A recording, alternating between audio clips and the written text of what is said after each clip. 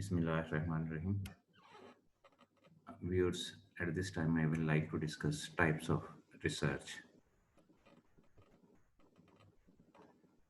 There are two types of research by purpose and types of research by method. Types of research by purpose, इसमें देखें कौन कौन सी researches हैं. Number 1 is basic research, number 2 is applied research, number 3 is action research, number 4 is evaluation research, and number 5 is R&D, research and development. These are 5 types of research by purpose. Types of research by method, इसके अंदर भी 5 types शामिल हैं. Number 1 is historical research, number 2 is descriptive research, number 3 is experimental research, number 4 is correlational research, and number 5 is causal comparative research.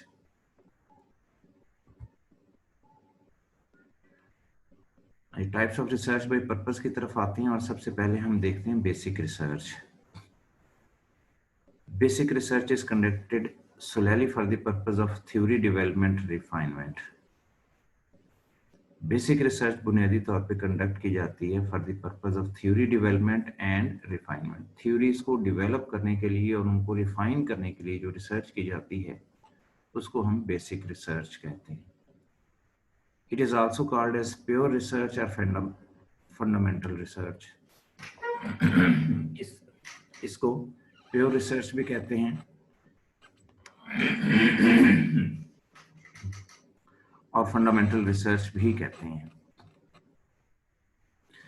आपने देखा होगा, किताबों में पढ़ा होगा कि साइकोलॉजिस्ट हैं, वो एनिमल्स के ऊपर रिसर्च कर रहे हैं, वो कबूतरों के ऊपर रिसर्च कर रहे हैं, मंकीज के ऊपर रिसर्च कर रहे हैं और इसी तरीके से डॉग्स के ऊपर रिसर्च कर रहे हैं. और उनका मकसद क्या होता है कि वो कोई ना कोई थ्योरी जो है उसको डेवलप करें, कोई ना कोई थ्योरी बनाएं या किसी ना किसी थ्योरी में रिफाइनमेंट लेके आए. तो this type of research is called as basic research.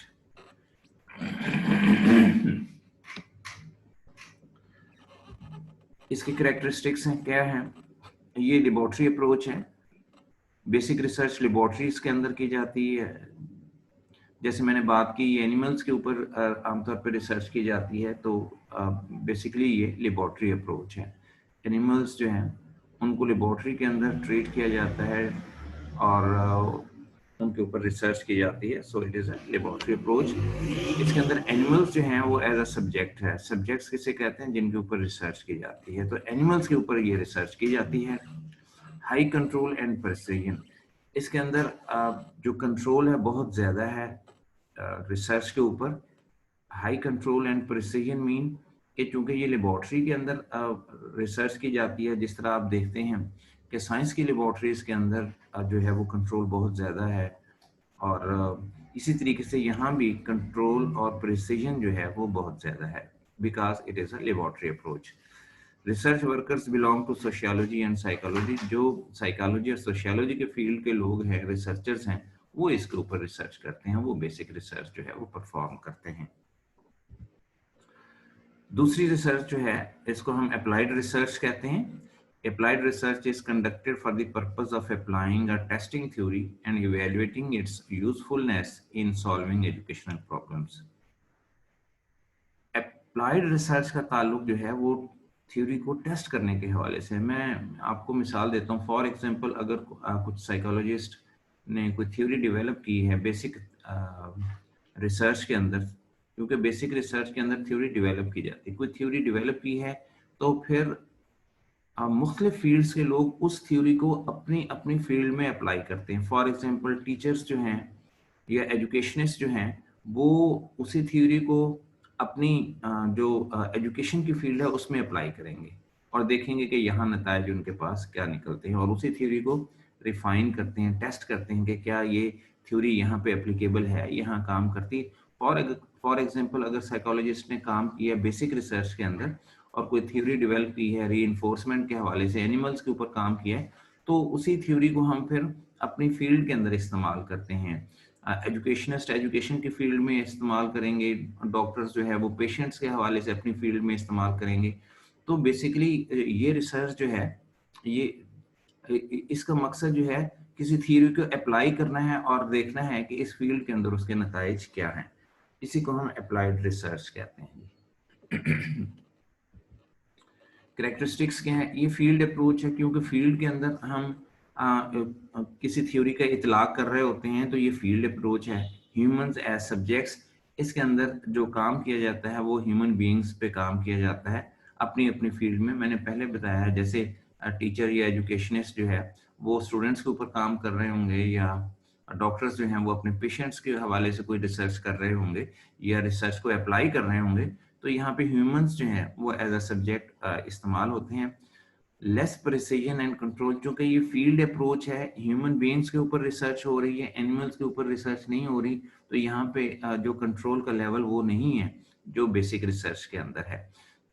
यहाँ पे रिसर्चर्स आर एजुकेशनिस्ट, एजुकेशनिस्ट जो हैं वो ये रिसर्च जो है वो परफॉर्म करते हैं, और बेसिक रिसर्च में जो थ्योरीज डेवलप हुई हैं उनको अपनी फील्ड एजुकेशन के अंदर अप्लाई करते हैं।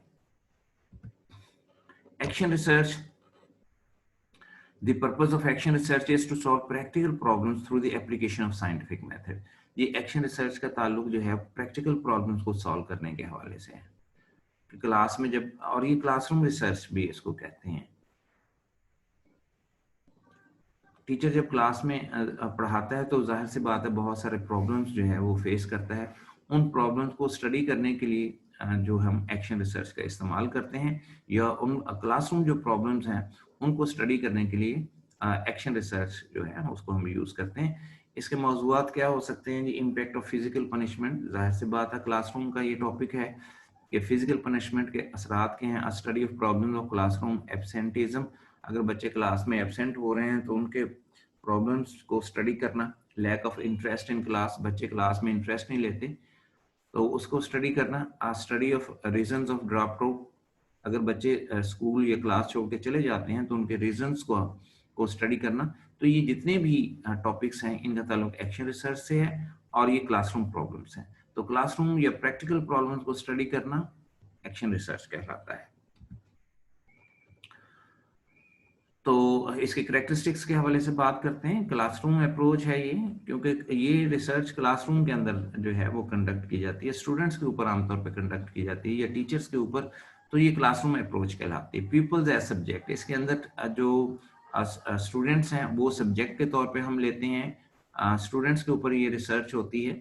और less control and precision, again यहाँ पे चूंकि ह्यूमन बीइंग्स इन्वॉल्व हैं, स्टूडेंट्स इन्वॉल्व हैं, तो यहाँ पे जो कंट्रोल एंड प्रिसीजन है वो as compare to laboratory approach वो कम है।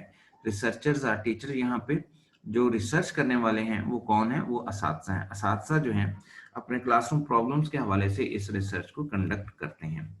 Advantages, it is focused on immediate problem, classroom problem जो फौरी टीचर जिसका सामना करता है उन मौजूआत के ऊपर ये रिसर्च की जाती है। It is applicable in local setting, इसके नताइज का इतलाक जो है, ये बड़ी इंपॉर्टेंट बात है, इसके नताइज का इतलाक हम दूसरी क्लासरूम सेटिंग्स के ऊपर नहीं करते, सिर्फ उसी क्लासरूम, जिस क्लासरूम में जिस प्रॉब्लम को स्टडी किया जाता है उसके नताइज, उस रिसर्च के नताइज का इतलाक उसी क्लासरूम में किया जाता है, किसी और क्लासरूम में उसका इतलाक नहीं किया जाता। It aims eight improving classroom and school practices, और इसका मकसद जो है एक्शन रिसर्च का यही है ताकि क्लासरूम और स्कूल की जो प्रैक्टिसेस हैं बेहतर हों, क्लासरूम की टीचिंग बेहतर हो, लर्निंग बेहतर हो, एनवायरनमेंट बेहतर हो, यही इस रिसर्च का मकसद है। It aims at the improvement professional efficiency, असातिज़ा की जो प्रोफेशनल एफिशिएंसी है उसको बढ़ाने में ये मदद देती है। इट इन्वॉल्व्स लिटिल फाइनेंसेस, इसमें ज़्यादा फाइनेंसेस की ज़रूरत नहीं होती, छोटा सा ग्रुप होता है स्टूडेंट्स का, टीचर होता है, टीचर उन्हीं स्टूडेंट्स के ऊपर रिसर्च करता है, उसको कहीं आना जाना नहीं होता, तो इसमें कोई ज़्यादा फाइनेंसेस इन्वॉल्व नहीं होती। The researcher and practitioner is the one and the same person, हाँ जी, रिसर्च करने वाला और उसको उसके नताइज को यूज करने वाला एक ही बंदा होता है, एक ही शख्स होता है, और वो कौन होता है? वो टीचर होता है। टीचर ही रिसर्च करता है और रिसर्च के जो नताइज निकलते हैं उसका इस्तेमाल भी टीचर करता है। तो researcher and practitioner is the one and the same person. इसकी लिमिटेशन या डिसएडवांटेजेस क्या हैं? इसकी क्वालिटी जो है वो ज़्यादा अच्छी नहीं है। इसकी क्वालिटी इसलिए अच्छी नहीं है कि टीचर्स के ऊपर वैसे ही टीचिंग का बहुत ज़्यादा बोझ होता है, लोड होता है, वर्कलोड उनका खासा होता है, and they are not competent enough to conduct research, और वो इतने कॉम्पिटेंट नहीं होते कि वो रिसर्च को भी कंडक्ट करें, इसलिए इसकी क्वालिटी इतनी अच्छी नहीं होती। यही वजह है कि इसको किसी दूसरी सेटिंग में हम अप्लाई नहीं करते। नो एप्लीकेबिलिटी, इसके नताइज का इतला किसी दूसरी क्लास पर हम नहीं करते। टीचर्स आर बिजी, और टीचर्स चूंकि पढ़ाने में बिजी होते हैं, इसलिए ये लिमिटेशन है कि वो एक्शन रिसर्च जो है वो सही तरीके से परफॉर्म नहीं कर सकते। हाँ जी, फोर्थ टाइप जो है, type of research by purpose में, that is evaluation research. Evaluation research क्या है? The purpose of evaluation research is to facilitate decision making regarding the relative worth of two or more alternative actions. इस research का मकसद जो है वो decision making में, फैसला साजी में मदद करना है। अगर आपके सामने दो या दो से ज्यादा मुतबादलात हैं, तो ये रिसर्च आपको हेल्प करती है कि आप दो या तीन मुतबादलात में से पर रिसर्च करें और देखें कौन सा मुतबादल जो है वो आपके लिए बेहतर है। फॉर एग्जांपल, मैं आपको मिसाल दे रहा हूँ कि कोई शख्स है, वो कोई स्कूल खोलना चाहता है, और अब वो जो है देख रहा है कि बहुत किस्म के सिलेबई हैं, तो उसने कौन सा सिलेबस इस्तेमाल करना है। तो पंजाब टेक्स्ट बुक बोर्ड का भी सिलेबस है, उसके साथ कैम्ब्रिज का भी सिलेबस है, और भी सिलेबस हो सकते हैं। तो ये क्या है? अल्टरनेटिव्स। अब वो हर एक अल्टरनेटिव पे लोगों की ओपिनियन लेगा, स्टूडेंट की ओपिनियन लेगा, डाटा इकट्ठा करेगा, रिसर्च करेगा, इवैल्यूएशन रिसर्च कहलाएगी, और वो डिसाइड करेगा कि कौन सा अल्टरनेटिव या कौन सा सिलेबस जो है उसके स्कूल के लिए बेहतर है। इसी रिसर्च को हम इवैल्यूएशन रिसर्च कहते हैं। Evaluation is the systematic process of collecting analyse data in order to make decisions. और इस रिसर्च में करते क्या हैं, जिस तरह मैंने अभी बात की है कि फॉर एग्जांपल एक स्कूल में कैम्ब्रिज पढ़ाया जाता है, तो वहाँ वो रिसर्चर जाता है, टीचर से पूछता है कि क्या ये जो सिलेबस है ये बच्चों के मेयार के मुताबिक है, बच्चों की इंटरेस्ट के मुताबिक है। बच्चों से भी पूछा जाता है कि क्या ये ज़्यादा मुश्किल तो नहीं है, उनकी अंडरस्टैंडिंग डेवलप हो रही है। तो ये प्रोसेस जो है इवैल्यूएशन का है, जिसके अंदर हम डाटा को कलेक्ट करते हैं, एनालाइज करते हैं, ताकि हम डिसीजन जो है वो कर सके। Purpose of evaluation is not to determine whether something was good और बैड। इसका मकसद ये नहीं है कि हम ये डिटरमिन करें, इस बात का तयन करेंगे क्या चीज़ अच्छी है और क्या चीज़ अच्छी नहीं है, बल्कि हमने ये देखना है कि कौन सा अल्टरनेटिव जो है वो हमारे लिए बेहतर है। हाँ जी, लास्ट जो टाइप है इसके अंदर, that is the research and development. ये उस टाइप की रिसर्च नहीं है। देखते हैं, the major purpose of R&D, research and development effort, is to develop effective products for use in schools. इस रिसर्च का मकसद ये है कि हम स्कूल्स के लिए कुछ ऐसी चीजें बनाएं, ऐसी प्रोडक्ट्स बनाएं जो मुअस्सर हों। किस लिए मुअस्सर हों? For improving the teaching learning process, for improving the teaching learning process, or improving the systems of the schools.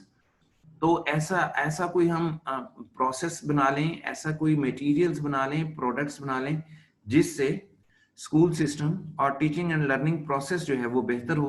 तो ऐसी रिसर्च को हम रिसर्च एंड डेवलपमेंट कहते हैं। इसके अंदर क्या चीज़ें बनाई जा सकती हैं? शामिल हैं teacher training materials, teacher training materials हम डेवलप कर सकते हैं, लर्निंग मटेरियल्स डेवलप कर सकते हैं बच्चों के लिए, set of behavioural objectives, objectives जो हैं वो हम बना सकते हैं, media materials and management system. ये सारी एग्जांपल्स हैं रिसर्च एंड डेवलपमेंट के हवाले से, कि अगर हम एविएट्स बना लें, ट्रेनिंग मटेरियल्स बना लें, बच्चों के लिए लर्निंग मटेरियल बनाएं, ताकि बच्चे जो फैसिलिटेट हों फॉर इफेक्टिव लर्निंग, तो ऐसी रिसर्च को हम रिसर्च एंड डेवलपमेंट कहते हैं। Thank you very much. अल्लाह हाफिज़।